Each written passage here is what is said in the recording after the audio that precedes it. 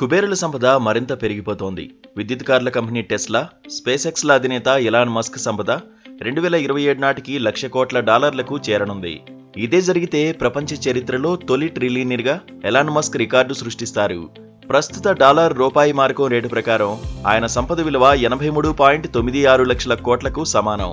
అయితే ఇందుకోసం మస్క్ సంపద 2027 వరకు ఏటా సగటున 110% చొప్పున పెరగాల్సుంటుందని ఇన్ఫార్మా కనెక్ట్ అకాడమీ ఒక నివేదికలో తెలిపింది.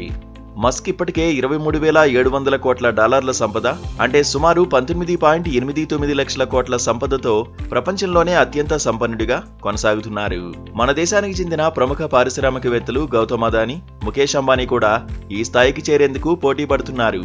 గౌతమ్ అదానీ 2028 నాటికి, ముఖేష్ అంబానీ 2033 నాటికి ఈ స్థాయికి చేరే అవకాశముందని ఆ సంస్థ అంచనా వేసింది. అయితే ఇందుకోసం అదానీ సంపద ఏటా వృద్ధి రేటు 123% చొప్పున పెరగాల్సుంటుంది.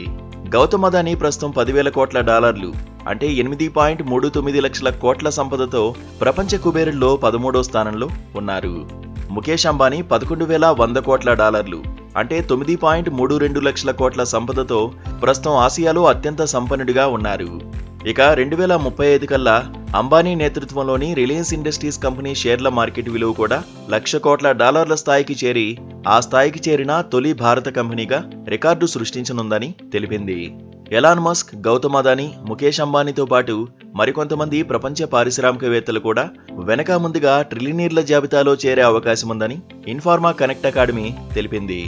అమెరికా టెక్ దిగ్గజం ఎన్విడియా అధినేత జెన్సెన్ హువాంగ్, ఇండోనేషియా పారిశ్రామికవేత్త ప్రజోగో పంగేస్తు, ఫ్రెంచ్ వ్యాపారవేత్త Bernard Arnold, Facebook CEO mark Zuckerberg కూడా ఈ జాబితాలో చేరే అవకాశముందని పేర్కొంది. ఇదిలా ఉంటే ఎలాన్ మస్క్ తొలిసారి ఫోర్బ్స్ బిలియనీర్ల జాబితాలో 2012లో కనిపించారు.